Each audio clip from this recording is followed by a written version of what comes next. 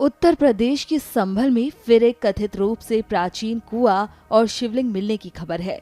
आप देख सकते हैं कि जेपीसी से खुदाई की जा रही है, जिसके बाद कुएं की दीवार हल्की सी दिखना शुरू हुई है।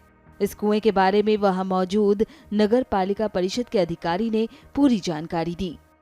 स्थानीय लोगों के माध्यम से पता चला कि पीडब्ल्यूडी गेस्ट हाउस के सामने जो है एक कुआं है, तो उस कुएं की खुदाई हो रही है। पूर्ण खुदाई के बाद ही स्पष्ट हो पाएगा कुएं की प्रकृति क्या है। क्या शिकायत नहीं, शिकायत नहीं है। जिलाधिकारी महोदय के मौखिक आदेश पे खुदाई हो रही है। खुदाई के उपरांत पता चल जाएगा कुआं है। कुछ अधिकारियों को दिशा निर्देश नहीं, ऐसा कोई दिशा निर्देश नहीं। जैसे कि आप जान ही रहे हैं कि पूरे संभल जिले में जो है एक अभियान के तहत जो प्राचीन कूप और तीर्थ है उनका जीर्णोद्धार हो रहा है, उसी के तहत ये कूप भी है। अब इसकी प्रकृति स्पष्ट होने के बाद ही हम कह पाएंगे प्राचीन है कि ये सामान्य कुआं है। सर, जेसीबी चलाई गई है यहाँ पर, क्या कुछ दीप वगैरह दिखाई दी?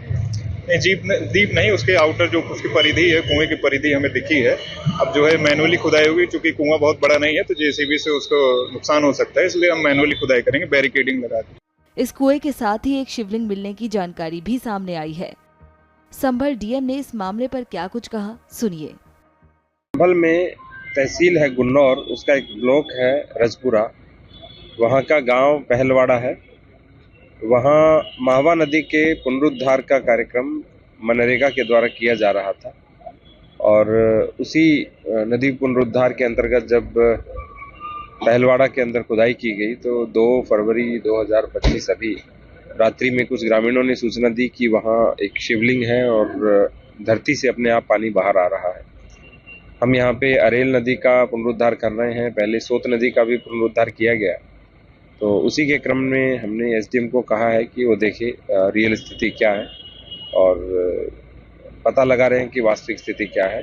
वर्तमान में आसपास के जो ग्रामीण हैं उनकी भीड़ एकत्र हो गई है और वहाँ पूजा पाठ इत्यादि उनके द्वारा किया जा रहा है। सर, कितने तीर्थों को लेकर इस समय कार्य किया जा रहा है? हम तो सभी तीर्थों को लेकर काम कर रहे हैं। कुल 87 तीर्थ हैं, 5 महातीर्थ हैं, उन सभी को लेकर के काम कर रहे हैं।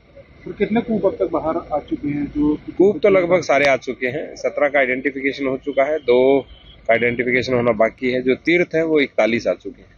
तो संभल के तीर्थों को लेकर क्या अगला कदम उठाया जाएगा?